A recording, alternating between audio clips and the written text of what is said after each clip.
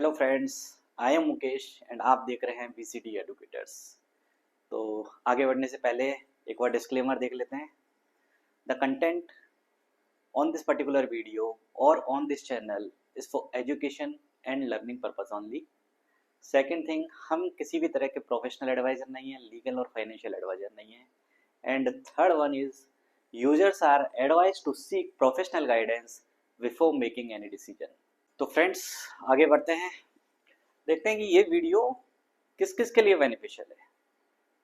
Okay, तो पहले तो वो मेरे बैंकर फ्रेंड्स हैं जो कि फॉरेक्स में नए हैं, पोस्टिंग हुआ फॉरेक्स डेस्क में, उनको भेज दिया गया, अब इनको नॉलेज चाहिए, तो उनके लिए ये वीडियो बेनिफिशियल हो सकता है।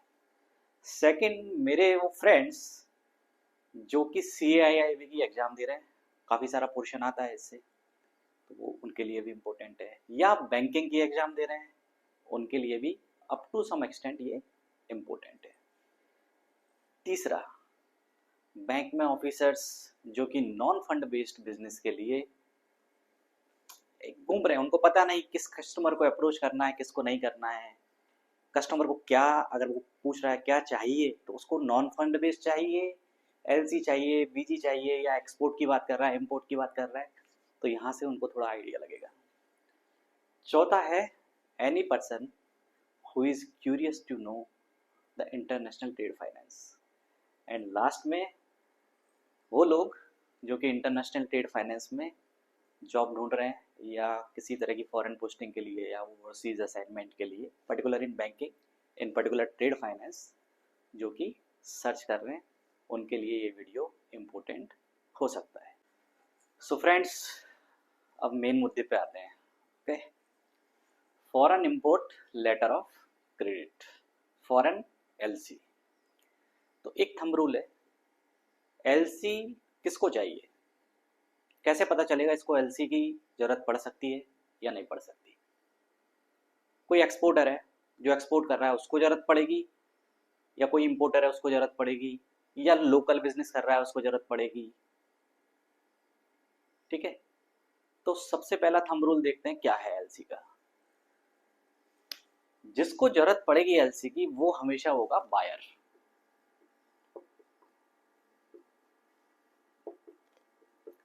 That means he, the particular entity, want to buy something from abroad.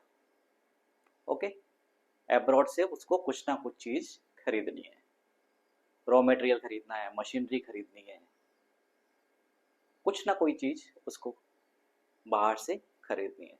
तो पहला जो थंब रूल है, इंपोर्ट लेटर ऑफ क्रेडिट में एप्लीकेंट जो होता है वो बायर होता है हमेशा, जिसको ये चीज, कोई पर्टिकुलर चीज बाय करनी है। ओके, अब बायर तीन तरह के हो सकते हैं इसमें, कैसे देखिए, एग्जाम्पल से देखते हैं। सपोज मेरी कंपनी है, एक कंपनी है इंडिया में, ITC लिमिटेड, ये है इंडिया में। यहाँ इसकी एक फैक्ट्री है पुणे में, ये एक फैक्ट्री है, मैन पावर और मशीनरी यहाँ पे रेडी है, इसको चाहिए raw material. Let's assume China में एक पार्टी है, चुंगोली,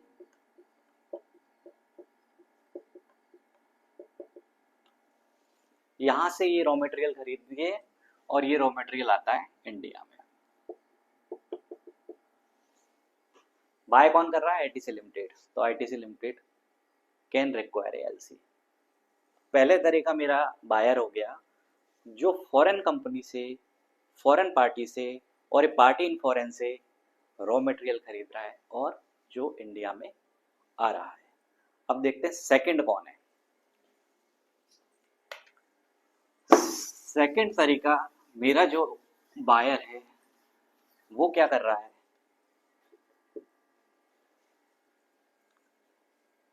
लेट्स अज्यूम एक कोई ABC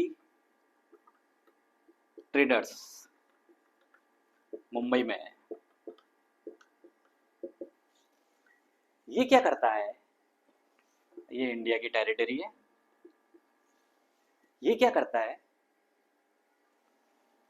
चाइना से गुड्स परचेज करता है और सेल करता है यूएसए में।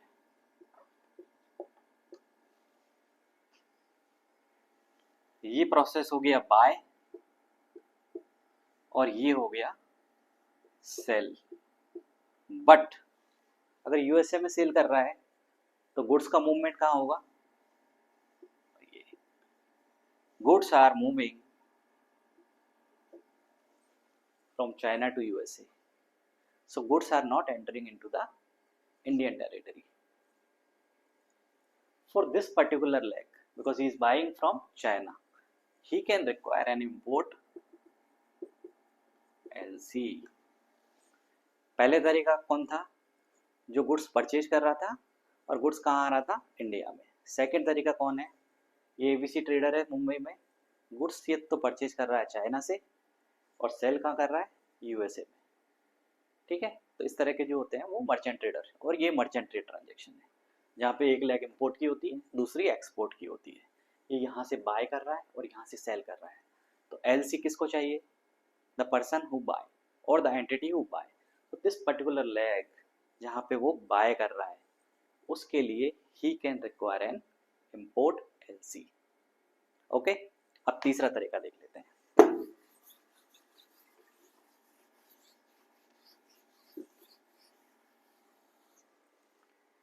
तीसरे तरीके में आते हैं प्रोजेक्ट एक्सपोर्टर्स।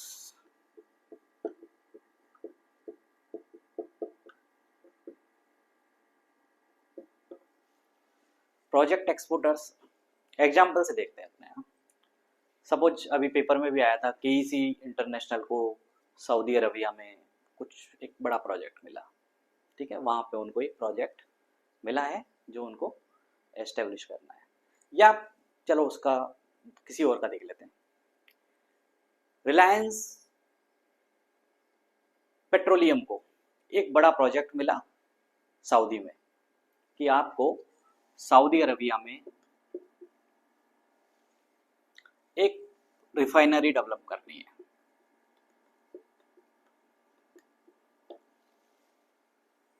बिग रिफाइनरी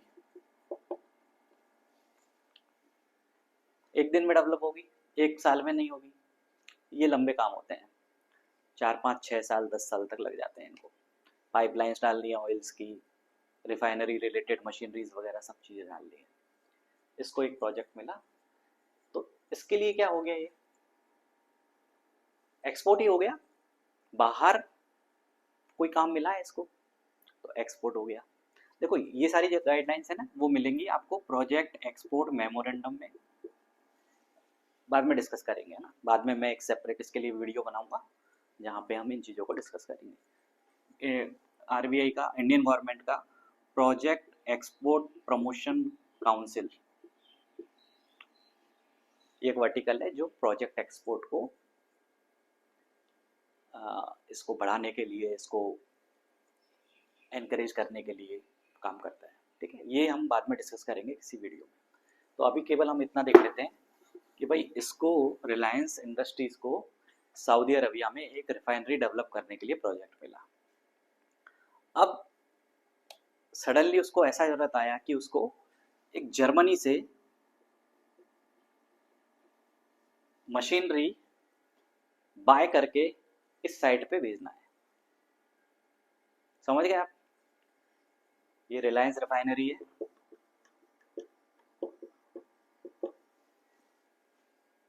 इसका क्या जरूरत पड़ा, इसको एक प्रोजेक्ट मिला था सऊदी अरबिया में।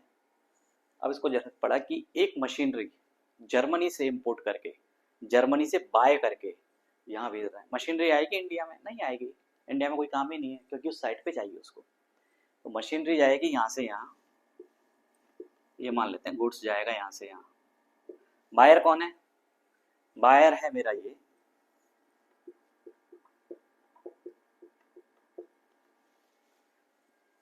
थंब रूल क्या था, buyer can open an import letter of credit. So for this particular transaction Reliance refinery can require a letter of credit. तो तीनों केस समझ लिए हमने। पहला केस किसी को बाहर से इंडिया में गुड्स मंगाना है। सेकंड केस, किसी को बाहर से गुड्स बाय करना है, लेकिन सपोज चाइना से बाय करना है और यूएसए में भेजना है, मर्चेंट ट्रेड ट्रांजेक्शन। तीसरा, project exporter who have a project in some other site in any part of the world, they want some machinery or some kind of goods from some other part of the world, and वो वहाँ से खरीद के उसको अपनी उस location पे पहुँचाना है। तो वहाँ से क्या कर रहा है, वो बाय कर रहा है। तो बाय करने के लिए क्या चाहिए होता है या फिर मतलब वो एडवांस पेमेंट भी कर सकता है, but he may require an import letter of credit. These three category of entities or customers can require import letter of credit. एक वो जो डायरेक्ट इंपोर्ट कर रहा है इंडिया में, दूसरा वो जो मर्चेंट ट्रेडर है। एमटीटी का जो गाइडलाइंस है वो मैं किसी और वीडियो में कवर करूँगा। आरबीआई का वेरी क्लियर गाइडलाइंस है, कौन कौन मर्चेंट ट्रेडर्स हो सकता है, कौन कौन सी कंडीशंस है, कितने टाइम में पूरा होना चाहिए, so many things are there. एंड तीसरा वो है जो प्रोजेक्ट एक्सपोर्टर है। किसी कंट्री में प्रोजेक्ट चल रहा है, किसी और कंट्री से उनको मशीनरी उस पर्टिकुलर प्रोजेक्ट में लेके जानी है, वहाँ से खरीद के वहाँ पे एस्टेब्लिश करनी है। तो ये सारे entities import letter of credit के लिए, non fund based business of import letter of credit के लिए बैंकर्स के प्रोस्पेक्ट हो सकते हैं। अभी सब किसी को बोला कि भाई आप बैंक के लिए नॉन फंड बेस्ड एलसी का बिजनेस बढ़ाओ, तो आइडेंटिफाई कर सकता है किसके पास जाना है, कौन मेरा कस्टमर हो सकता है इसके लिए। ठीक है, ये तीन कैटेगरी वाले लोग, तीन कैटेगरी वाली entities non fund based business के लिए, इंपोर्ट लेटर ऑफ क्रेडिट के लिए प्रोस्पेक्ट हो सकता है। सो अब मेन मुद्दे पे आ जाते हैं, import letter of credit. First category of customer देख लेते हैं पहले। वो कस्टमर जिनको बाहर से कुछ खरीदना है और वो इंडिया में आ रहा है। ठीक है, पहला कस्टमर यही था ना हमारा, गुड्स लेना है, उसको बाहर से परचेज करना है, he is buyer and goods are coming into India. Okay, तो इसको एग्जांपल से देख लेते हैं। सपोज कस्टमर है इंडिया में आईटीसी लिमिटेड, उसकी एक पुणे में फैक्ट्री है। ठीक है, यहाँ पे मैन पावर और मशीनरी रेडी है। He want to buy something from abroad. From China he want to buy. China there is a party named Chungoli China, उसका बैंकर है बैंक ऑफ चाइना। ओके, वहाँ से उसको 1000 मीट्रिक टन रॉ मटेरियल चाहिए, जिसका price suppose USD 1 lakh है, और उसको चाहिए कि ये मटेरियल उसके पास 30/11/2025 30/11/2025 तक पहुँच जाए पुणे में। ठीक है, अगर इस डेट तक पहुंचना है तो शिपमेंट कब तक होना चाहिए नॉर्मली? सपोज शिपमेंट में टाइम लगता है अराउंड 25 डेज, तो शिपमेंट कब तक हो जाना चाहिए? अराउंड 5/11/2025 तक शिपमेंट हो जाना चाहिए, तभी जाके अब पहुंचेगा ये मटेरियल यहाँ पे इस तारीख को। ओके, अच्छा ट्रांजेक्शन कैसे होगा इसमें? यहाँ से जाएगा मनी, बायर है ना,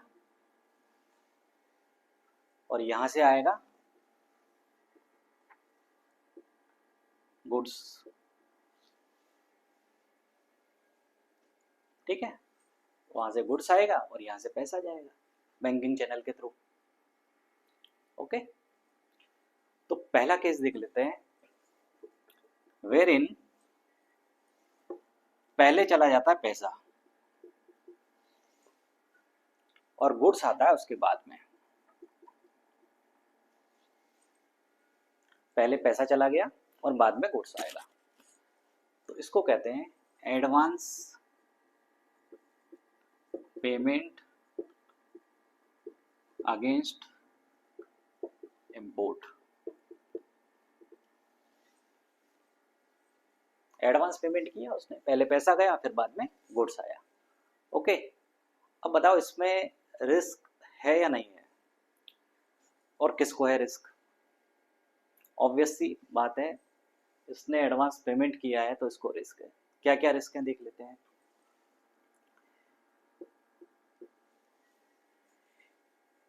ही has paid the money but no goods,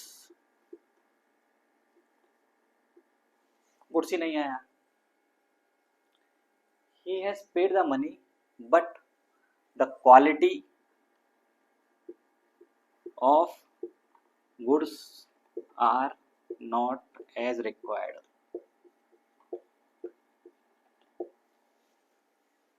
और क्या रिस्क हो सकता है? तीसरा रिस्क है he was expecting that goods will be received by this date, but goods received on this date, 1 month late। तो उसका क्या रहेगा? उसका मैन पावर और मशीनरी रेडी था ना, ये तारीख को गुड्स आएगा तो हम प्रोडक्शन स्टार्ट करेंगे। 1 महीने तक उसका मैन पावर और मशीनरी आइडल रहेगा, ठीक है। उसकी सारी लेबर, उसकी सारी मशीनरीज आइडल रहेंगी। 1 महीने का लॉस हो गया उसको। तो डिले रिसीव्ड इन गुड्स, ठीक है। Some extent quantity is not at par. और क्या रिस्क हो सकते हैं?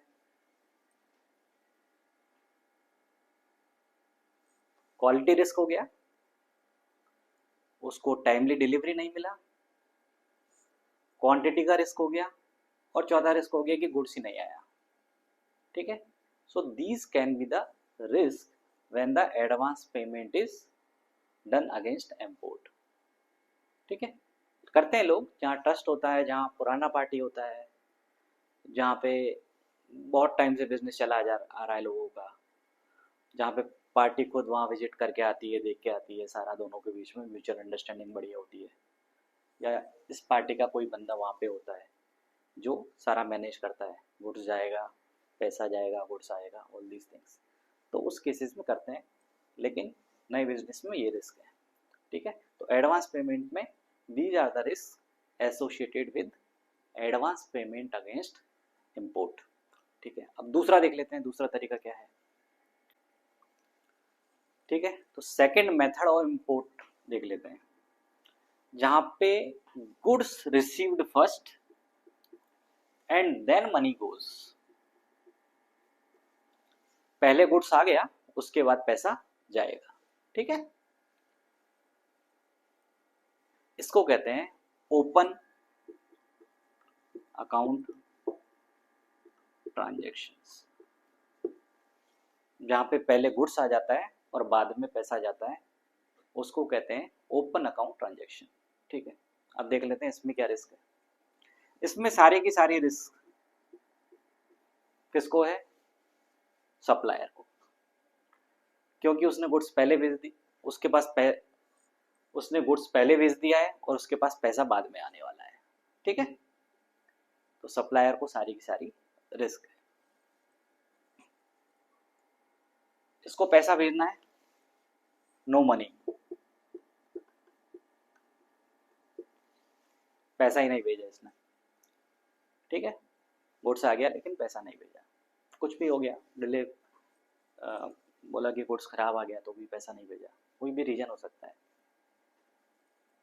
इंटेंशन भी हो सकता है समटाइम, ठीक है।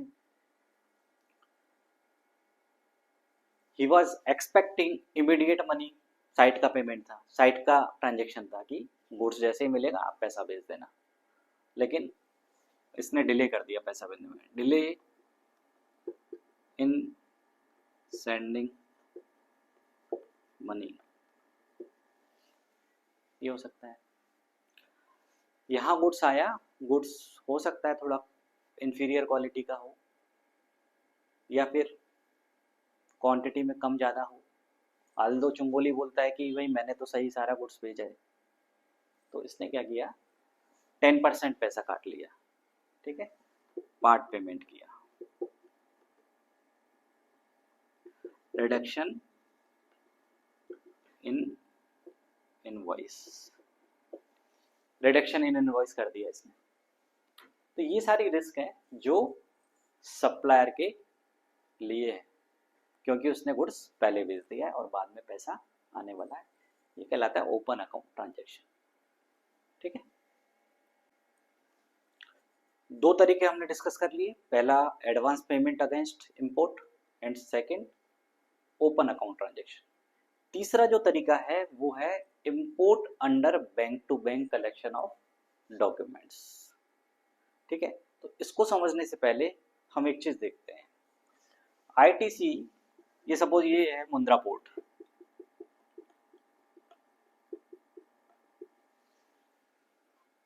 ठीक है, शिप के थ्रू आ रहा है मान लिया, ऐसा हम एज्यूम कर लेते हैं। ये मुंद्रा पोर्ट है, यहाँ पे ये शिप खड़ा हुआ है और ये गुड्स है, यहाँ इसका ये मास्टर है, master of the ship. Okay, ITC का कोई रिप्रेजेंटेटिव या आईटीसी को यहाँ से गुड्स कैसे मिलेगा? ये जो डॉक्यूमेंट्स है ना, इसकी हम बात कर रहे हैं। क्या डॉक्यूमेंट है ये, इसको कैसे यहाँ से गुड्स मिलेगा? तो एक डॉक्यूमेंट होता है जिसको ही हम टाइटल ऑफ गुड्स कहते हैं, वो होता है बिल ऑफ लैडिंग, बीएल। ये ओरिजिनल बीएल देगा तो इसको गुड्स मिलेगा। दैट मीन्स अगर बीएल पे लिखा हुआ है टू आईटीसी लिमिटेड, या कंसाइनी में लिखा हुआ है यहाँ पे आईटीसी लिमिटेड, तो आईटीसी लिमिटेड कुछ पेपर्स के साथ और इस ओरिजिनल बिल ऑफ लैडिंग के साथ जाके यहाँ से गुड्स ले सकता है। समझे? यहाँ पे लिखा हुआ है सपोज सुरेश, तो कौन जाएगा वहां पे गुड्स लेने? सुरेश जाएगा, दूसरे कुछ पेपर्स लेके जाएगा और वहां से गुड्स ले लेगा। तो यही है डॉक्यूमेंट, यही है टाइटल ऑफ गुड्स, यही है most important document under LC. ठीक है, तो हमने डिस्कस किया कि ये डॉक्यूमेंट है, इसमें the most important document is bill of lading, that to be original bill of lading. ठीक है, और क्या डॉक्यूमेंट हो सकते हैं? एक तो बीएल हो गया ओरिजिनल, और जिसके फेवर में कंसाइंड है वो गुड्स ले सकता है। ठीक है, दूसरा इनवॉइस हो गया, पैकिंग लिस्ट हो गया, some sort of country of origin certificates and some other things, blah blah blah. ठीक है, तो ये सारी चीजें कहलाती है set of documents. Okay, set of documents कहलाती है। इसमें मोस्ट इंपोर्टेंट क्या है? ये ओरिजिनल बिल ऑफ लैडिंग। ये बिल ऑफ लैडिंग पोर्ट पे जाके देगा और गुड्स लेगा। ठीक है, ये आईटीसी लिमिटेड और चुंगोली चाइना ये डिसाइड करते हैं कि भाई ओपन अकाउंट ट्रांजैक्शन और एडवांस पेमेंट ये दोनों तो रिस्की है, तो ये नहीं करेंगे। एक तीसरे तरीके का ट्रांजैक्शन है, वो करते हैं। वो कैसे करेंगे? भाई मैं अपने बैंक के through set of documents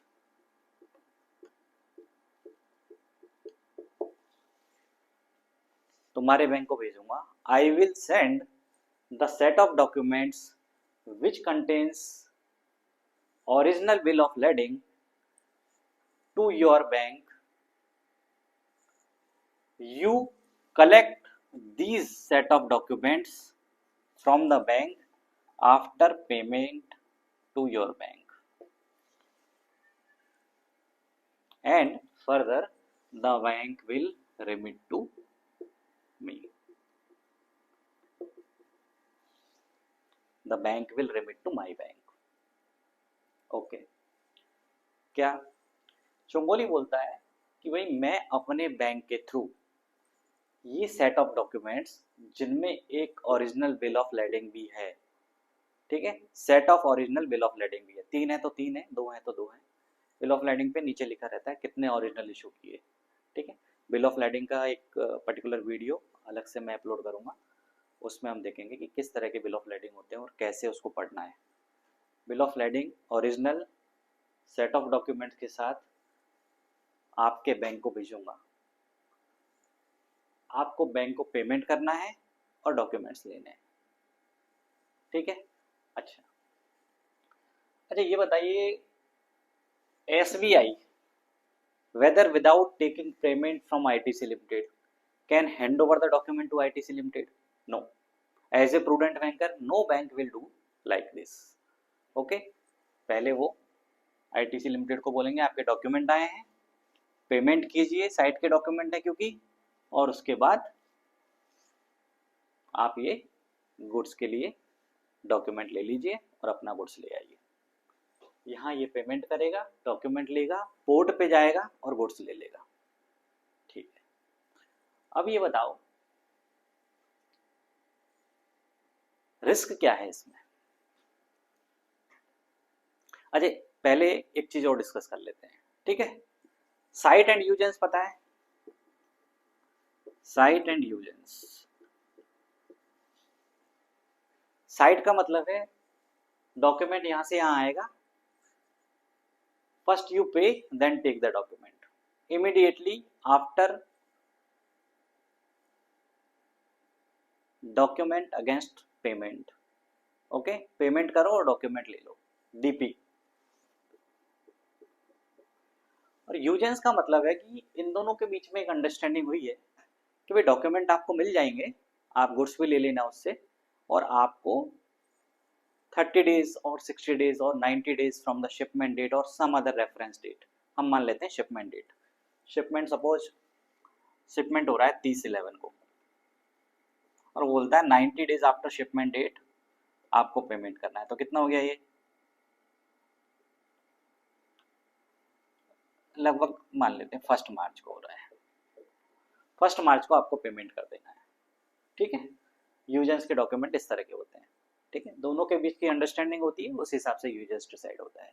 banks का इसमें कोई रोल नहीं है, these two parties will decide how much usance is to be given, okay।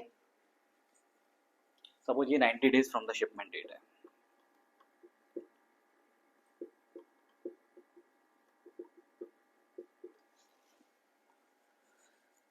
तो साइट के अगर डॉक्यूमेंट आते हैं तो immediately we will take payment and will give the document to ITC and again payment will be remitted to them, ठीक है। जब ये डॉक्यूमेंट्स आते हैं ना तो इसके साथ एक कवरिंग शेड्यूल आता है। कवरिंग शेड्यूल क्या कहता है, साइट के डॉक्यूमेंट है तो कवरिंग शेड्यूल क्या कहेगा, these documents are meant for ITC limited, please hand over the document to ITC limited and before handing over pay to us, DP document against payment, payment करो और document उनको दे दो। अगर ये यूजेंस के डॉक्यूमेंट है तो कवरिंग शेड्यूल किस तरह का आएगा, these documents are meant for ITC limited, give these document to ITC limited and send one acceptance to us that for the payment after 90 days, ठीक है। तो SBI क्या करेगा, डॉक्यूमेंट आए देखेगा यूजेंस के डॉक्यूमेंट है, ITC लिमिटेड को कॉल करेगा, आपके डॉक्यूमेंट आए, एक्सेप्टेंस दे दीजिए और डॉक्यूमेंट लेके जाइए। ITC will give an acceptance that they will pay on due date. Due date is this 1st March. Same thing we will tend to DOC. According to your covering schedule, we have given document to ITC Limited and they have accepted. The acceptance will be like this. यहाँ पे बहुत important है कि किस तरह का acceptance उसको देना है। Acceptance will be that like this. The drawee has accepted documents. We will pay you USD 1 lakh on due date as and when received from the drawee. ड्रॉई देगा तो हम आपको पेमेंट करेंगे, ड्रॉई ने नहीं दिया तो हम आपको पेमेंट नहीं करेंगे। हमारी तो कोई अंडरटेकिंग तो है नहीं इसमें किसी तरह की। The drawee has accepted documents we will pay you USD 1 lakh on this due date as and when received from the drawee. ड्रॉई से मिला तो हम आपको देंगे, ड्रॉई से नहीं मिला तो हम नहीं देंगे, हमारी कोई अंडरटेकिंग है नहीं। ठीक है, अब देखते हैं कि इसमें रिस्क क्या क्या है। ठीक है, देखते हैं चलो। So import under bank to bank collection जो है, हमने साइट और रीजन्स डिस्कस किया। अच्छा, चुंगोली इज क्वाइट कंफर्म कि या तो उसको पेमेंट मिलेगा तभी डॉक्यूमेंट रिलीज होंगे, या फिर उसको एक्सेप्टेंस मिलेगा तो ही डॉक्यूमेंट रिलीज होंगे। ठीक है, तो इज क्वाइट कंफर्म। अब रिस्क क्या क्या है ये देखते हैं। ठीक है, पहले एज्यूम कर लेते हैं साइट के डॉक्यूमेंट है। साइट के डॉक्यूमेंट, इसने शिप किया, बिल ऑफ लेडिंग लिया, शिप चला गया सी में, और बिल ऑफ लेडिंग ये लेके सेट ऑफ डॉक्यूमेंट बना के इधर भेजे इसने SBI को। SBI ने ITC को बोला आपके डॉक्यूमेंट आए, ले जाइए, पेमेंट दे जाइए। ठीक है, you give the payment and take the document. Okay, ITC denied, उन्होंने मना कर दिया, डॉक्यूमेंट नहीं चाहिए। ठीक है, non acceptance of document, non acceptance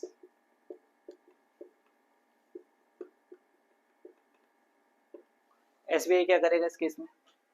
SBI will send a communication to BOC, भाई ड्रॉई ने डॉक्यूमेंट एक्सेप्ट नहीं किए, हम होल्ड कर रहे हैं, प्लीज रिप्लाई यस, नहीं तो हम 2-4 दिन के अंदर, 5 दिन के अंदर आपको वापस भेज देंगे डॉक्यूमेंट्स।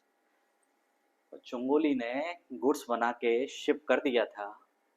ठीक है, बिल ऑफ लेडिंग ले लिया, बिल ऑफ लेडिंग उधर भेज भी दिया है, लेकिन यहाँ मना कर दिया उसने, तो गुड्स तो चला जाएगा इंडिया। ठीक है, लेकिन पेमेंट नहीं आएगा क्योंकि डॉक्यूमेंट उसने एक्सेप्ट नहीं किया, गुड्स को गुड्स वापस मंगाना पड़ेगा, चुंगोली को लॉस होगा ना। करेक्ट, तो non acceptance of the document. Second thing,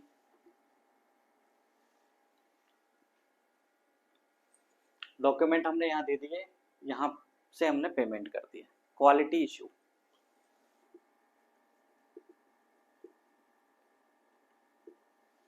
still quality issue हो सकता है, ये पोर्ट पे गया लेने गुड्स, इसने देखा कि क्वालिटी ठीक नहीं है।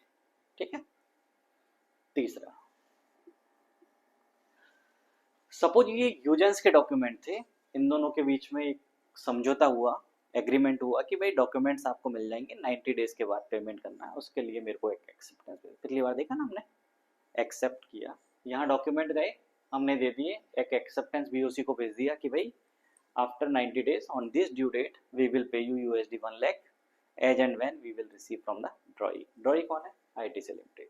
ठीक है, ड्रॉई हम डिस्कस करते हैं कौन क्या होता है।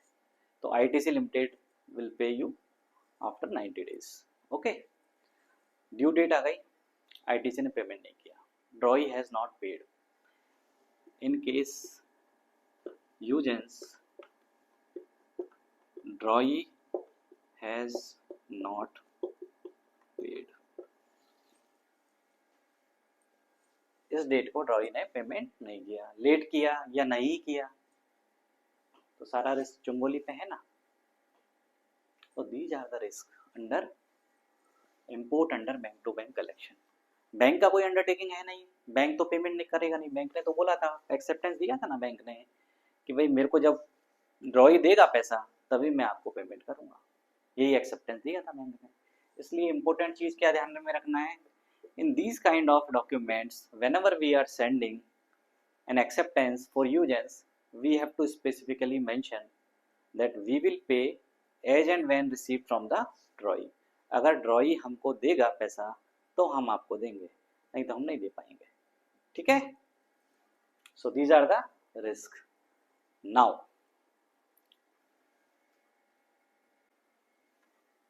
हाँ, सो इंपोर्ट में हमने 3 मेथड्स अब तक डिस्कस किए हैं।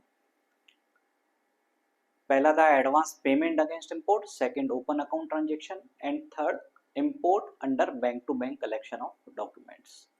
तीनों ही तरीके में कहीं ना कहीं किसी न किसी पार्टी को रिस्क थी।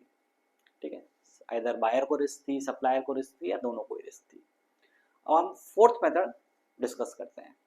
तो उसको डिस्कस करने से पहले हम देखते हैं कि भाई इसके क्या कंसर्न है, बायर के, और ये सेलर के क्या कंसर्न है, सप्लायर के क्या कंसर्न है। तो पहले देखते हैं कि भाई आईटीसी जो बायर है इसके क्या कंसर्न है। तो इसके क्या कंसर्न हो सकते हैं, इसका एक पहला तो कंसर्न हो सकता है कि भाई इसकी जो मैन पावर और मशीनरी जहाँ पे रेडी थी and they were expecting the goods to be delivered on this date.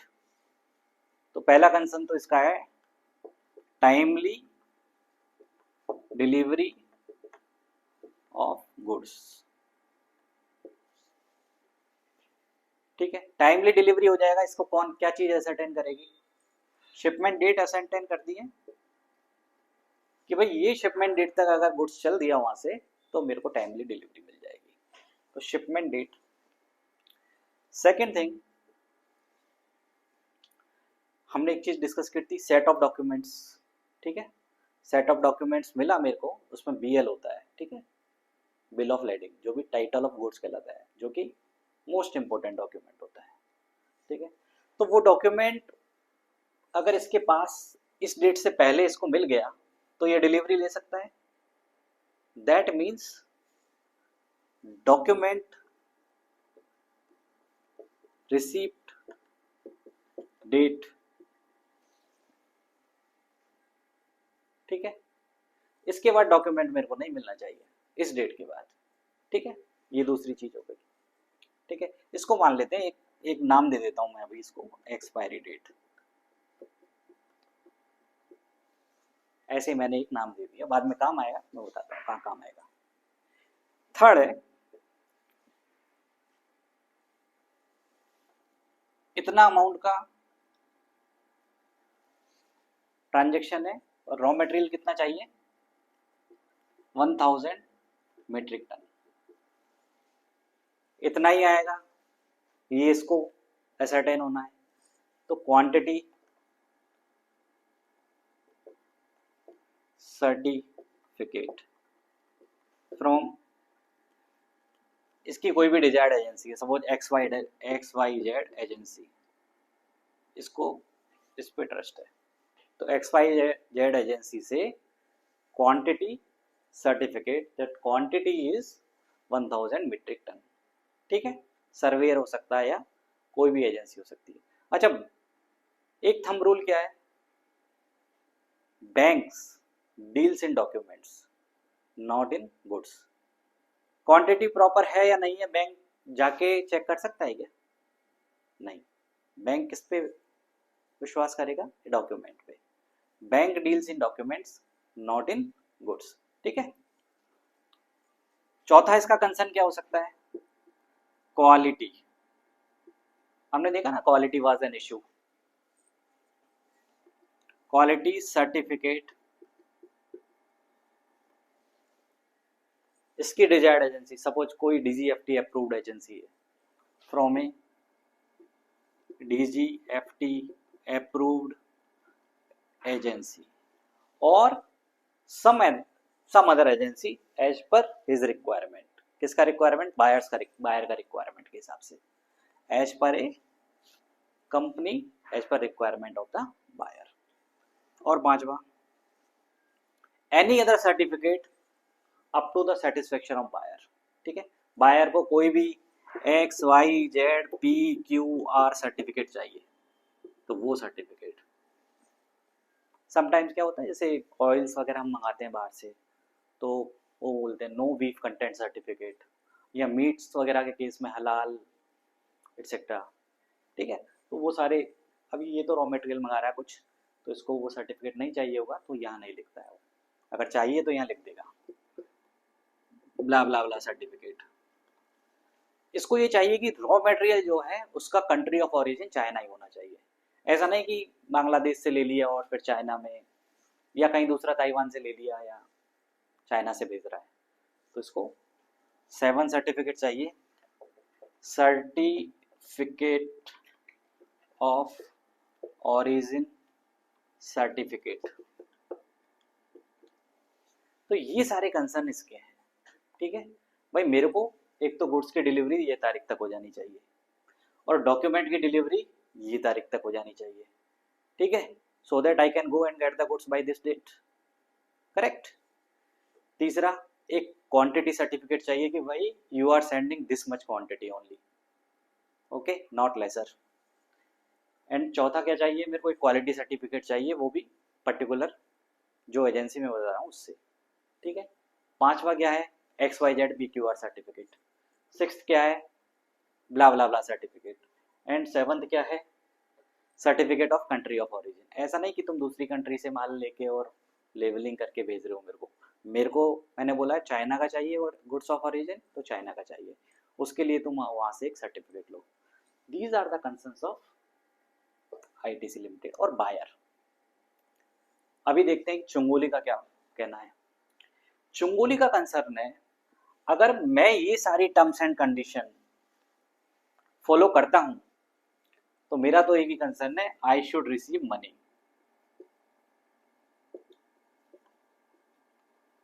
As per terms.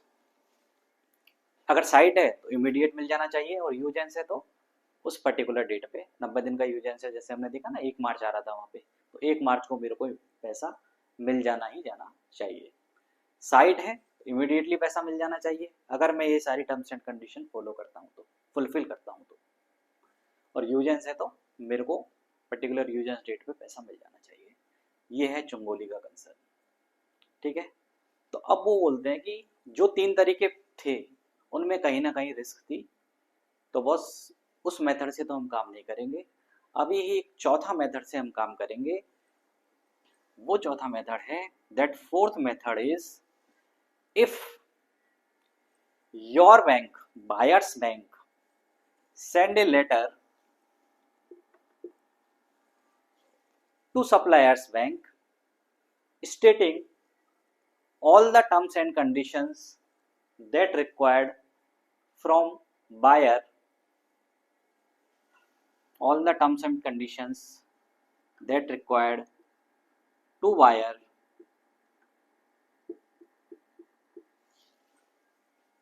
and if Chungoli satisfy all these terms and conditions and send the documents, set of docs complied with, ये मान लेते हैं इसको letter, ठीक है, complied with the letter, then your bank will definitely pay as per the terms.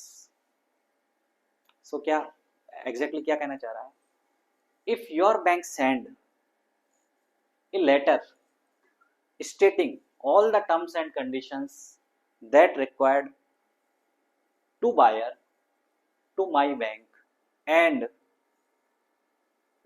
if I present set of documents complying with all the terms and conditions of that particular letter, I should definitely get the payment.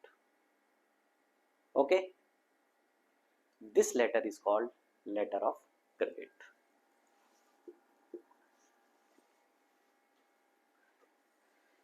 So ITC will request SBI that you have to send a letter to Bank of China stating all these conditions that is required by me. This LC will be advised to Chungoli. Chungoli will see all the terms and conditions. Accordingly, he will prepare the goods, he will ship the goods, he will arrange for all the certificates and then present the set of documents complied with letter of credit to SBI. SBI then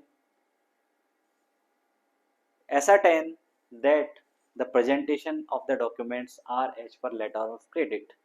Then according to the terms, if it is site, they will be paying on site. If it is usance, they will give an acceptance that we will pay you on site.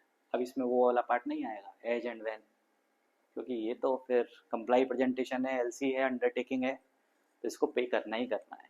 Okay, तो अब आगे क्या होता है, यहां से गया LC, ठीक है, देख लेते हैं। चलो, So import under letter of credit. LC will be sent from the buyer's bank to supplier's bank. Supplier's bank will advise LC to Chungoli. Chungoli will prepare set of documents and will give to any of these banks, NNP, negotiating bank, nominated bank or presenting bank. We will discuss further. And these banks, any of these banks will send the document to LC issuing bank. He is issued the LC, na? Issuing bank. Issuing bank will check all the documents, whether the documents are as per LC terms and conditions, are complied with LC terms and conditions. If it is complied, then he will advise it to ITC Limited. If it is site, then will take the payment and will pay to any of these banks according to their instructions. ठीक है, पहला चीज तो जब complied है, complied नहीं है second. If it is not complied, then immediately it will send message. Message क्या होता है? MT, ठीक है, अभी बता देता हूँ बाद में. MT734, ये सारा चीज है ना, ये मैसेज में जाता है. ये मैसेज टाइप 700 है. LC MT700 होती है. यहाँ पे वो उसको एक मैसेज भेजेगा कि बॉस LC के अंदर में ये डॉक्यूमेंट मांगे थे या ये कंडीशंस थी, बट जो सेट ऑफ डॉक्यूमेंट्स आया है वो थोड़ा डिफरेंट है या उसमें ये डिस्क्रिपेंसी है. तो issuing bank will advise discrepancy. Okay, so we are keeping the document on hold. Okay, ये उस डॉक्यूमेंट को होल्ड पे रख लेगा. फिर ये दोनों पार्टीज आपस में बात करेगी, बोलेगी चलो वेवर दे दो. ये party can give the waiver, और नहीं भी दे तो नहीं भी दे भी सकती है. इसने वेवर दे दिया तो फिर ये MT734 का कोई मीनिंग नहीं रह जाता. फिर ये पेमेंट कर देगा. चुंगोली को तो अल्टीमेटली पेमेंट या बैंक के एक्सेप्टेंस से मतलब है. ठीक है, या तो पेमेंट मिल जाए या बैंक एक्सेप्टेंस दे दे कि भाई bank will pay on due date. ठीक है, ठीक है. अभी कंप्लाइड डॉक्यूमेंट है और यूजेंस का LC है, तो we will inform ITC. We will take an acceptance cum debit authority letter from ITC buyer से. तो हमने क्या ले लिया, एक एक्सेप्टेंस ले लिया और एक डेबिट ऑथोरिटी ले लिया कि भाई ये जो ड्यू डेट है, इस डेट को डेबिट आर अकाउंट एंड पे टू प्रेजेंटिंग बैंक और नॉमिनेटेड बैंक और negotiating bank. Okay, so on this particular due date we will debit their account and will pay. And after getting this acceptance, we will send an acceptance message to nominated, negotiated और presenting bank. MT732 भी भेज सकते हैं. The documents are complied with LC and Drawee has accepted the document. We will pay you on due date and amount. Okay, this will be the firm message under LC. Due date पे हमको इसको पे करना ही करना है in whatever condition. Okay, bank में क्या होता है, समटाइम कुछ ऐसा सिचुएशन आ गया उस डेट पे पे नहीं कर पाए, तो क्रेडिबिलिटी लॉस है ना बैंक का. Who will accept our LC then? ठीक है, बैंक ने बोला है कि पेमेंट करना है ड्यू डेट पे, हम आपको पेमेंट कर देंगे, और किसी भी रीजन से स्टाफ नहीं है या कोई भी और रीजन है, सिस्टम नहीं है, नेटवर्क नहीं है, whatever reason, if bank is not able to pay, तो उसका क्रेडिबिलिटी लॉस है ना. उसका LC को कौन एक्सेप्ट करेगा बाद में. ठीक है, उसका मार्केट में उसका बिजनेस भी डाउन होगा, उसकी क्रेडिबिलिटी भी डाउन होगी, उसकी इमेज डाउन होगी. तो ऐसा नहीं करना है. LC का पेमेंट मतलब LC का payment without fail. Okay,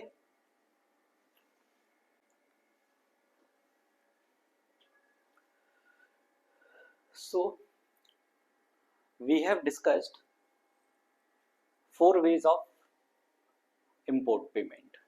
One is advance, second open account, third bank to bank collection, and fourth is import under letter of credit.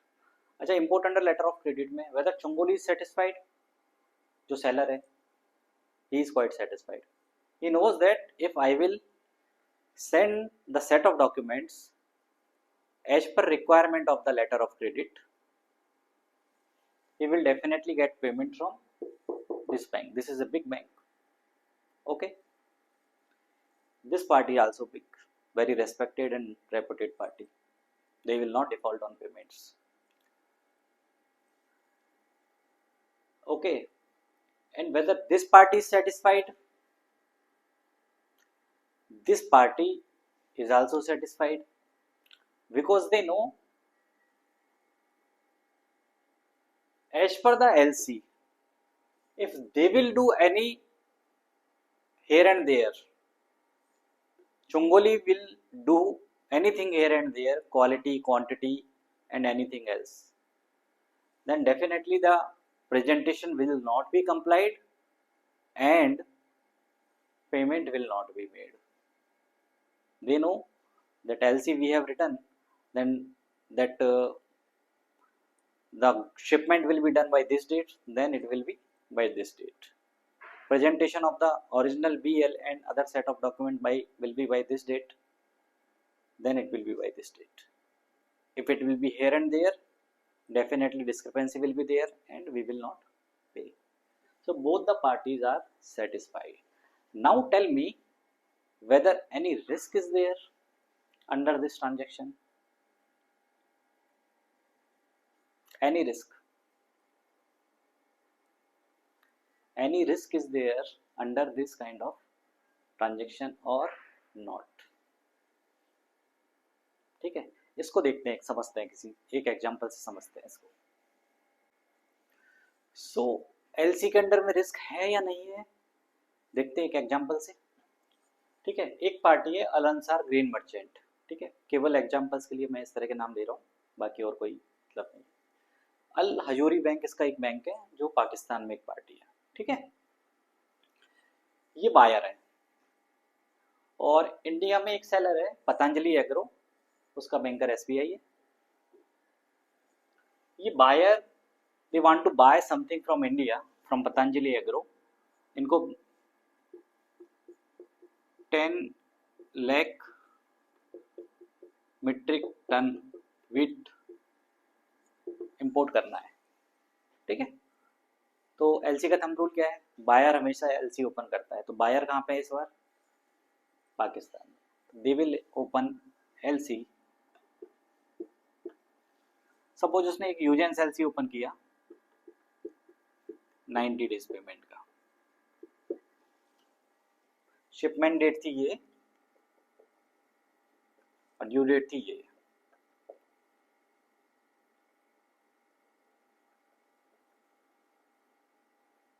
ठीक है, ये मान लो, ऐसे मान लो, एज्यूम कर लो ये ड्यू डेट है. ओके, एलसी के हिसाब से पतंजलि ने सेट ऑफ डॉक्यूमेंट्स यहां भेज दिया. Set of documents were fully LC complied. Okay, यहां से एक्सेप्टेंस आएगा.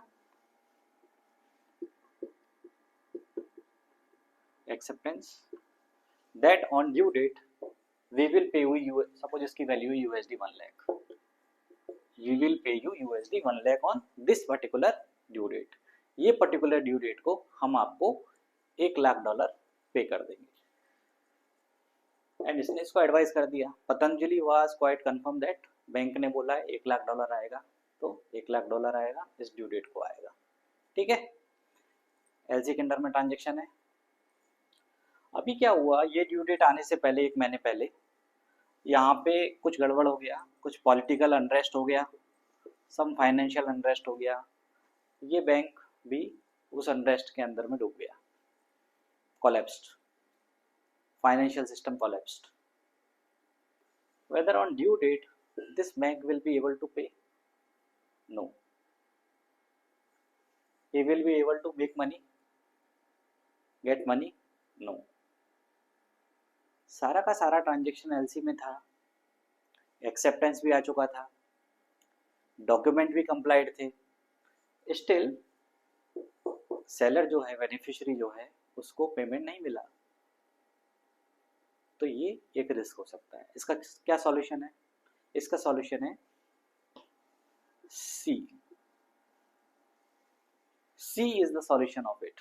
C means this party says, boss, your banks, your parties and your country risk is very high. Okay, we need a big bank in this LC who can confirm that if you will not pay, they will pay. Okay, so this bank is called confirming bank. Patanjali ने क्या बोला boss कि आपका जो country risk है, आपका जो risk है वो बहुत हाई है, आपका पॉलिटिकल सिस्टम थोड़ा सा अनस्टेबल लग रहा है हमको, तो फाइनेंशियल क्राइसिस कभी भी आ सकता है, आपका कंट्री रिस्क हाई है। तो हम क्या करते हैं, हमें एक बीच में बड़ा बैंक चाहिए। सपोज सिटी बैंक पाकिस्तान है, या बड़ा कोई SBLC बैंक है, या कोई भी बड़ा बैंक है, ठीक है, उससे एक कन्फर्मेशन चाहिए कि भाई अगर आप पे ना करोगे 90 डेज के बाद, if you are unable to pay on this due date, they will pay. So this bank is called confirming bank. On the request of beneficiary it can be added, but this bank also need to confirm that I am adding as a confirming bank under this LC. If they will not pay, I will pay. So इसको भी अपना add करना है confirmation, LC में बताना है कि भाई मैं कंफर्मिंग बैंक हूँ, मैं कंफर्मेशन ऐड कर रहा हूँ, अगर वो पे नहीं करेंगे तो मैं पे करूँगा। तो this is the confirming bank. तो LC में भी रिस्क है, ये भी देखा ना आपने, ठीक है। अगर कंट्री रिस्क उसका हाई है, ये जो इशूइंग बैंक है इसकी क्रेडिबिलिटी डाउन है, तो ये कुछ तरह की रिस्क LC में भी होती है, ठीक है। हमने देखा import under letter of credit.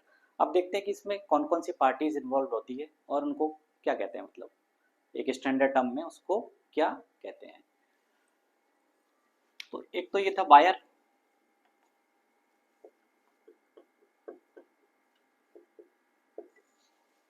इसको कहते हैं एप्लीकेंट।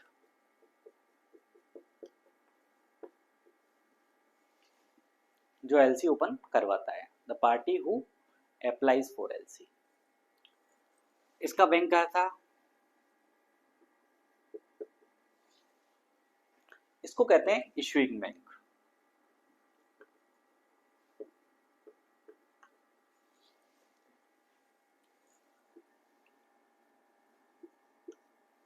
LC इश्यू की इसने, किसको मिला ये, बैंक ऑफ चाइना को।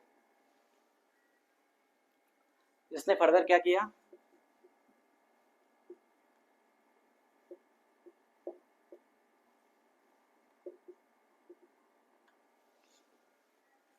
ये LC मिला बैंक ऑफ चाइना को, उसने फर्दर चुंगोली को दे दिया, चुंगोली चाइना को। तो ये कहलाता है एडवाइजिंग बैंक।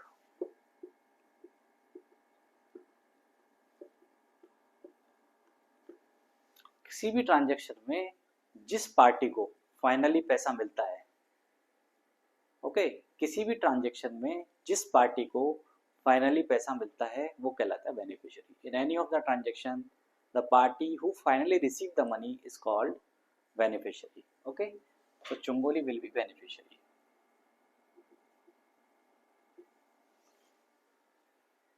कंफर्मिंग बैंक आपको पता है, मैंने बताया था, who adds the confirmation to the LC saying that if the issuing bank will not pay, I will pay even after presenting compliant documents. If the issuing bank will not pay, I will pay. That is the confirming bank. C आपको पता चल गया। Now sometimes there are so many banks in the world. Okay, her bank के साथ ये एक LC का message type 700 भेज पाए ऐसा पॉसिबल नहीं है, हर किसी बैंक को नहीं भेज सकता, क्योंकि हर किसी बैंक के साथ इसका कॉरेस्पॉन्डेंट रिलेशनशिप हो ये जरूरी नहीं है, ठीक है। सपोज ये कोई बैंक था, EXBCNBB, ठीक है। ये कोई ऐसा रैंडम बैंक, ये छोटा सा बैंक था, इसके साथ SBI का RMA नहीं था, 700 इसको नहीं बेच सकता। पता है ना, हर किसी बैंक के साथ इसका रिलेशनशिप हो जरूरी नहीं है कॉरेस्पॉन्डेंट, तो इसको तो नहीं बेच पा रहा है ये, ठीक है। लेकिन इसको चाहिए कि इस बैंक को मिले LC, ये इसका कस्टमर है, तो ये क्या कर रहा है, इस बैंक को ये नहीं बेच पा रहा है, लेकिन ये बेच सकता है इसको।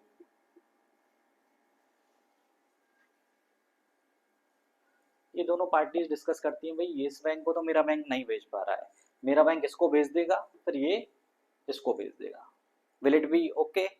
तो वो कंफर्म करता है कि हाँ भाई इसको बेच दो और ये इसको बेच देगा। तो ये क्या करेगा, MT700 इसको भेजेगा, ठीक है। और फिर ये क्या करेगा, MT710, MT700 तो उसमें रहेगा ही, बाकी इसकी कुछ वर्डिंग्स रहेंगे कि भाई मेरे को एक LC मिला, वो आपको भेजना था, मैं आपको भेज रहा हूँ, ये एडवाइस थ्रू है, इस पार्टी को आपको भेज देना, मेरे जो एडवाइजिंग के चार्जेज हैं वो या तो आप दोगे या वो देगा, जैसा भी उनका बीच का डिस्कशन हुआ है, ठीक है। तो वो MT710 आता है, ठीक है।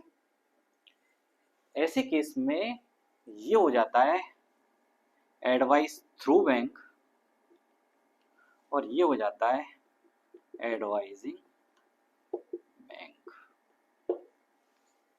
ठीक है। सी हटा दो अभी। The bank who receive the LC first is advising bank, and the bank who finally give the LC to customer is advised through bank, and both can be same and both can be different. The bank who receive the LC first is advising bank, and the bank who finally give the LC to beneficiary is advised through bank, and both can be same and can be different. दोनों same भी हो सकते हैं। अगर ये BOC होता तो advice through की जरूरत नहीं थी, डायरेक्टली एडवाइस कर देता। So both can be same and both can be different according to the requirement और having RMA arrangements, okay. Advice through कहाँ मिलता है जनरली, LC में। LC आपने देखा होगा कि 1 page, 2nd page, 3rd page, last page पे मिलेगा नीचे कि ये कस्टमर किस बैंक का है, ठीक है, कौन फाइनली कस्टमर को देगा। अगर नहीं है तो ये बैंक ही दे देगा, ठीक है। अगर है तो वो पर्टिकुलर बैंक देगा, ओके। ये हमको समझ में आ गया। तो अभी क्या क्या हो गया मेरे पास, एप्लीकेंट हो गया, बेनिफिशियरी हो गया, इसके बाद इशूइंग बैंक हो गया, एडवाइजिंग बैंक हो गया, और यहाँ पे इसको LC मिल गई, इसको LC मिल गई। LC इसने देखा, सेट ऑफ डॉक्यूमेंट्स रेडी किया, शिपमेंट किया, तो इसने ये सेट ऑफ डॉक्यूमेंट्स रेडी करके इसमें से किसी एक बैंक को देगा। ये set of documents, set of documents इनमें से किसी एक बैंक को ये जाके दे देगा। ये बैंक क्या है, नॉमिनेटेड, नेगोशिएटेड और प्रेजेंटिंग बैंक, ठीक है। ये वाले बैंक डॉक्यूमेंट्स को कवरिंग लेटर के साथ इशूइंग बैंक को भेज देंगे। Boss, according to your LC we are sending the document to you, please pay us according to LC terms. Sight का है तो साइट पे पेमेंट कर दो, यूजेंस का है तो एक्सेप्टेंस भेज के ड्यू डेट पे पेमेंट कर दो। तो ये नॉमिनेटेड, नेगोशिएटेड और प्रेजेंटिंग बैंक है। नेगोशिएटिंग का मतलब होता है सिंपल कि ये सपोज $1,00,000 की डॉक्यूमेंट इसने दिए, तो ये नेगोशिएट करके पहले इसको पेमेंट कर देता है, ठीक है, बाद में यहाँ से क्लेम करता है, ठीक है। इंटरेस्ट जो पीरियड है सपोज यूजेंस का है 90 डेज का, ये नेगोशिएशन में समझाऊंगा तब थोड़ा सा क्लियर होगा। वो पीरियड का जो इंटरेस्ट है इधर ये पे करेगा या ये पे करेगा, जनरली ये पे करता है, ठीक है। सो ये बैंक वो है जिनको ये सेट ऑफ डॉक्यूमेंट्स देगा और फाइनली ये बैंक इशूइंग बैंक को डॉक्यूमेंट्स भेजेंगे। इशूइंग बैंक चेक करेगा डॉक्यूमेंट्स कंप्लाइड है या नहीं है, कंप्लाइड है, साइट का है, पेमेंट कर देगा, ITC को डॉक्यूमेंट हैंड ओवर कर देगा, डिस्क्रिपेंसी है तो डिस्क्रिपेंसी एडवाइस कर देगा, डॉक्यूमेंट होल्ड कर लेगा। यूजेंस का है आईटीसी को डॉक्यूमेंट हैंड ओवर करेगा, acceptance cum debit authority ITC से लेगा और एक्सेप्टेंस भेज देगा कि भाई ड्यू डेट को हम आपको पेमेंट करेंगे, ठीक है, इतना रुपए, इतना डॉलर। अभी ड्यू डेट पे हम आईटीसी को का अकाउंट डेबिट कर लेंगे, ठीक है। अब इसके बाद ये ट्रांजैक्शन हो जाता है कंप्लीट, ओके।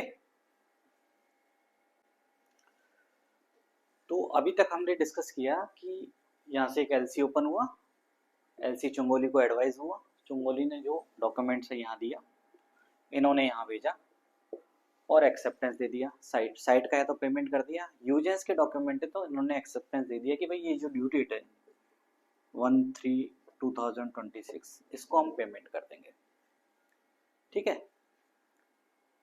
अब 1/3/26 को क्या हुआ कि ये भूल गए, ऐसा हो सकता है ना, वहाँ ऑफिसर था वो भूल गया या कुछ प्रॉब्लम हो गई या टेक्निकल प्रॉब्लम हो गई, तो ये इन्होंने इस तारीख को पेमेंट नहीं कर पाए, तो क्रेडिबिलिटी डाउन होगी ना बैंक की। ओके, ये भी टेंशन में आ गए कि यार पेमेंट नहीं आया, कहीं डिफॉल्ट तो नहीं हो जाएगा, हालांकि बहुत बड़ा बैंक है, ठीक है। तो एक बैंक आता है पिक्चर में बीच में, आर,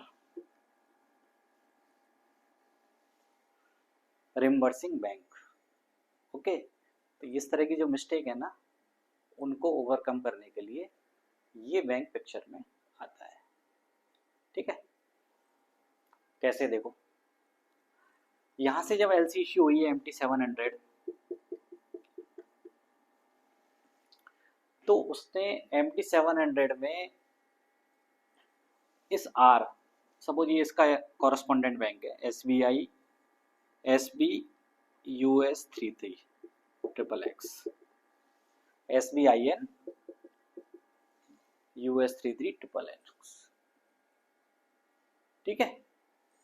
इसका यूएसए में कॉरेस्पॉन्डेंट है, $1 लाख का ट्रांजेक्शन था, 1 लाख डॉलर का ट्रांजेक्शन था और ये रिम्बर्सिंग बैंक था। साथ ही साथ एलसी इश्यू करने के साथ इसने एक यहाँ पे मैसेज भेज दिया कि भाई इस पर्टिकुलर एलसी में आप रिम्बर्सिंग बैंक को भेज दिया इसने मैसेज। अब ये बैंक, ये एलसी गई यहाँ पे, इसने इसको दे दिया, सेट ऑफ डॉक्यूमेंट्स यहाँ गए, एलसी के साथ ये सेट ऑफ डॉक्यूमेंट्स इसको मिले, इसने देखा कि इसमें एलसी में रिम्बर्सिंग बैंक ये है, ठीक है। तो ये क्या करता है, ये सेट ऑफ डॉक्यूमेंट्स को तो इधर भेजता है और डॉक्यूमेंट भेजने के टाइम यहाँ पे एक क्लेम डाल देता है इसको कि भाई ये पर्टिकुलर एलसी में आप रिम्बर्सिंग बैंक को, ठीक है। सपोज एलसी का रेफरेंस नंबर है 1234XXX, ये एलसी का रेफरेंस नंबर है।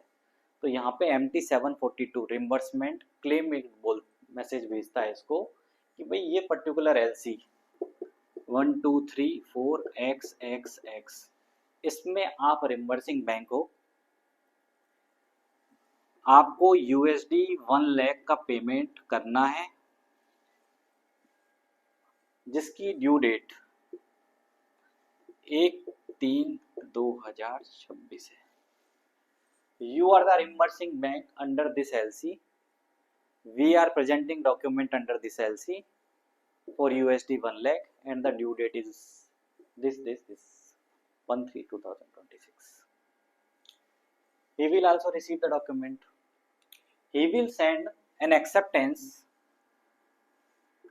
Acceptance तो इसको भेज देगा ना, ये compliant document है तो डॉक्यूमेंट इसको एडवाइस करेगा, इससे एक्सेप्टेंस कम डेबिट अथॉरिटी ले लेगा और एक्सेप्टेंस इसको भेज देगा।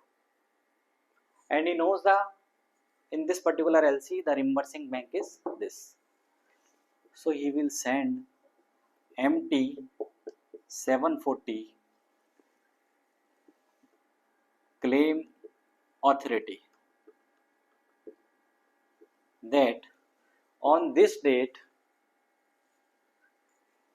you have to pay USD 1 lakh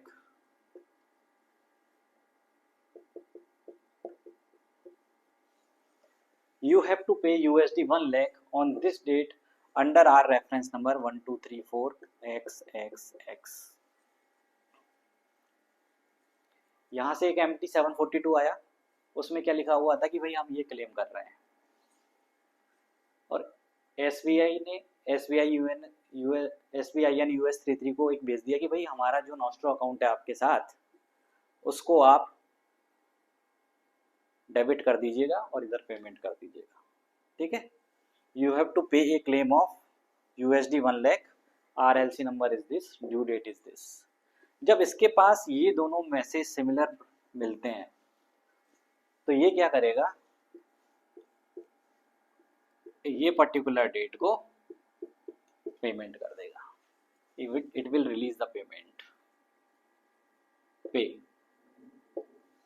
अच्छा ये बताओ इसमें डिफॉल्ट होगा एलसी पेमेंट में, क्योंकि ऑलरेडी इसने भेज दिया ना मैसेज कि भाई इस तारीख को हमारा अकाउंट डेबिट करके और पेमेंट कर देना, तो ये कर देगा। ये अपना रिमाइंडर सेट करके रखता है कि भाई इस तारीख को ये पेमेंट करना है, ठीक है। तो इस केस में एलसी पेमेंट में डिफॉल्ट नहीं होगा। अच्छा इसको क्या फायदा है, हम भी तो इसको डायरेक्ट पे कर रहे थे ना, SBI भी तो डायरेक्ट पे कर रहा था इसको, तो इसको क्यों ये सारी जहमत उठाने की जरूरत है। Why need to send MT 742 and they will send MT 740 and then they will release the payment.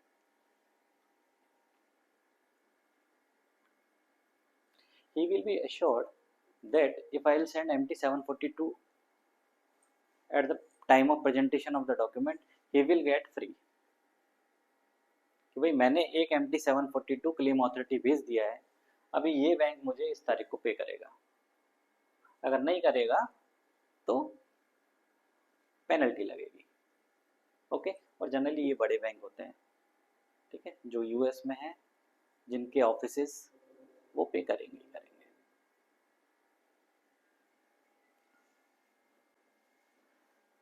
अच्छा ये केस में LCK में डिफॉल्ट होने के चांसेस हैं, ये भूल जाए तो ये तो पे करेगा ना, इसको अथॉरिटी इसने दे दिया है पेमेंट करने का, ओके। 1/3/2026 को ये इसका अकाउंट डेबिट करके, इसका जो नॉस्ट्रो अकाउंट है इसके साथ, ठीक है, वो डेबिट करके इसको पेमेंट कर देगा। ये भी एश्योर्ड हो जाएगा कि भाई मैंने तो डॉक्यूमेंट भेजने के साथ ही रिम्बर्समेंट क्लेम कर दिया है, अभी 1 तारीख को ये पेमेंट करेगा ही करेगा, ठीक है। जो भी डिफॉल्ट करेगा वो पेनल्टी भरेगा। सपोज ये 1 तारीख को नहीं पेमेंट करता है, even if after receiving this and this, ये पेनल्टी भरेगा।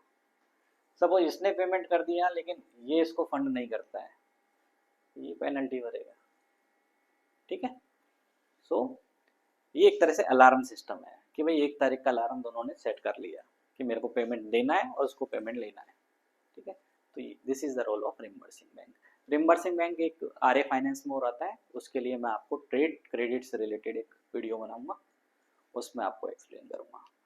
सो now we have understood different part of the LCs, different parties involved under the LC framework and risk even associated with LC, ये सारी चीजें हमने discuss कर लिया है। सो इस पर्टिकुलर वीडियो में हमने डिस्कस किया कि इंपोर्ट किस किस तरीके से किया जा सकता है, advance payment against import, then open account transaction, then bank to bank collection, and finally import letter of credit. LC framework also we have discussed. So ये पर्टिकुलर वीडियो को इतना ही शॉर्ट रखते हैं, ठीक है। नेक्स्ट सेशन में, next video में हम पढ़ेंगे UCP 600, Incoterms and type of the documents, bill of lading and आपका insurance, okay. Type of bill of lading, surrender BL and merchant BL specially, and shipped BL, shipped on board, clean BL, etc. we will discuss. Also we will discuss clean LC and merchant trade LCs. Okay, तो बने रहिएगा BCD educator पे। And अगर आपको अच्छा लगा है तो सब्सक्राइब जरूर कीजिएगा, लाइक ज़रूर कीजिएगा। Thank you. ये वीडियो अच्छा लगा है, आपको लगा है कि कुछ नॉलेज मिला है, तो आपके फ्रेंड्स के साथ शेयर कर सकते हैं, लाइक कर सकते हैं। कुछ आपकी क्वेरीज हैं तो कमेंट सेक्शन में कमेंट भी कर सकते हैं। ट्राई करूँगा कि मैक्सिमम क्वेरीज का रिप्लाई कर सकूँ, ठीक है। और अच्छा, एक चीज़ और, ये बीसीडी एडुकेटर क्या है? B for board, C for chalk and D for duster, and मैं हूँ एडुकेटर। ओके, सो ऐसा कोई फैंसी कुछ है नहीं, बोर्ड है, चौक है, डस्टर है और Mukesh. Thank you for watching, thank you very much.